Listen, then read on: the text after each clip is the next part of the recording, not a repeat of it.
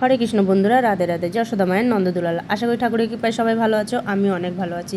তা দেখো, আজকে জন্মাষ্টমী। তা জন্মাষ্টমীতে আমি যতটুক পেরেছি আমি ততটুক তোমাদের সঙ্গে শেয়ার করছি, কেন একা হাতে সব কিছু করতে হয়েছে তো। আর যেহেতু আমি বাইরে থাকি, এবছর তো আমি ঘরে নেই। আর আজকে নিয়ে 2 বছর হলো আমার ঘরে আমার কানাইরা আসছে। তা দেখো, এবার আগের বছর তাও আমি অনেক বড় করে করেছিলাম, যেহেতু বাড়িতে ছিলাম, সবাই আমার সঙ্গে ছিল, বাড়ির সবাই। আর আজকে যেহেতু আমি বাইরে আছি আর এখন তো আমার সঙ্গে কেউ নেই এখানে যে সব হাতে যোগে করবার, এখানে না সব রকম জিনিস পাওয়াও যায় না, যে আমাদের দেশে যেরকম সব রকম পাওয়া যায় সেরকম সব কিছু পাওয়া যায় না। এখানে তুলসী পাতারও প্রচুর মানে আকাল বলতেই পারো, এখানে তুলসী পাতাও পাওয়া যায় না। আবার না বললেও নয়, পাওয়া যায় কিন্তু অনেক দূরে যেতে হয়, খুঁজতে হয়, খুঁজলে পাওয়া যায়। এবার দেখো, অতটা টাইমও পাই না আমি খোঁজার। তা সেদিনকে বাড়ির সামনে থেকে যাচ্ছিলো একজন নিয়ে, তা সেখান থেকে আমি ছোট ছোট 2টো চারা রেখেছি। একটায় পুজো করি আর একটা তুলসী গাছ থেকে পাতা তুলি। তাই কী করি, একটা একটা করে পাতা তুলি, কেন কি ছোটো গাছ তো, একবার যদি বেশি পাতা তুলি তাহলে গাছটা নষ্ট হয়ে যাবে।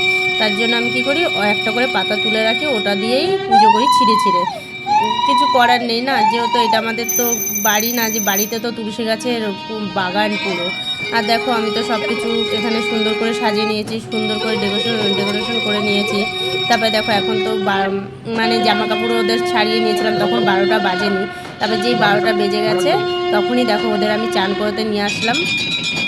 এক এক করে সবাইকে দই, তারপরে মধু টধু দিয়ে, আগে দইটা দিয়ে ভালো করে মাখিয়ে তারপরে মধু দিয়ে, তারপরে যেই দুধের মধ্যে সব কিছু দেওয়া ছিল সেটা দিয়ে এখন ওদের চান করালাম। আর দুধের মধ্যে আমি গঙ্গা জল, গোলাপ জল, মধু সব মিশিয়ে নিয়েছিলাম, তুলসী পাতা, ফুল সব দিয়ে রেখেছিলাম। আর কেন কি দেখো, এখানে আমি অনেক বাসন করতে পারিনি যে সব কিছু একসঙ্গে মানে আলাদা আলাদা করতে পারবো, তাই একটা পাত্রর মধ্যেই আমি সব কিছু নিয়ে নিয়েছিলাম।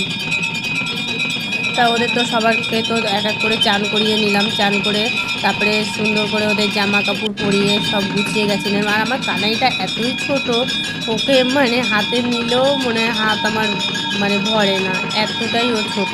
তবুও আমার খুব ভালো লাগে, কেন কি আমার প্রথমে আমার ঘরে আমার এই কানাই আসছিলো আর আমার ঘরটাকে সুন্দর করে সাজিয়ে ওই তুলেছিল। তা দেখো, এখানে আমি সব কিছু রেডি করে নিয়ে আমি পুজো করে নিলাম। পুজো আমার হয়ে গেছে, আমি একটু গানও গাচ্ছিলাম, হরে কৃষ্ণ কৃষ্ণ কৃষ্ণ হরে হরে, হরে রাম রাম রাম হরে হরে বলে আমি গানও গাইছিলাম। তা গান টান গাওয়া হয়ে গেছে। তারপরে ভাই ছিল ওখানে, আমি ভাইকে বললাম, ভাই একটু ওদের কেকটা কেটে দে। তাও বলছে আমি পারবো। আমি বলছি হ্যাঁ তুই পারবি, একটু ধোয়া জামা কাপড় পরে আয়, তাহলেই দেখবি কেক কাটতে পারবি। বলছে ঠিক আছে। তারপরে ও আবার ধোয়া জামা কাপড় পরে আসলা। দেখো, এখানে মাখুমের হাঁড়িটা বেঁধেছি, এখানে এইগুলোই মাখুমের হাঁড়ি রাখে, কিন্তু কত সুন্দর লাগছে মাখুমের হাঁড়িটা, আমার খুব ভালো লেগেছে। এখানে কিছু কিছু নতুন নতুন জিনিস দেখে, আর কেকের দোকানে যেয়ে দেখছি কি সুন্দর এরকম মাখুমের হাঁড়ি থাকে, ওরকমই কেকের ডিজাইন আছে।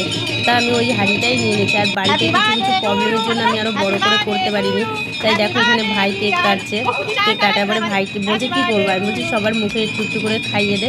তা ও সবাইকে খাইয়ে দিল। আর দেখো, আমার ঘরে কিন্তু আর একটা নতুন সদস্য হয়ে গেছে, যে আমি রাধে আমার ঘরে আসছে। যদি ভালো লাগে ভিডিওটা লাইক শেয়ার সাবস্ক্রাইব করো। রাধে রাধে।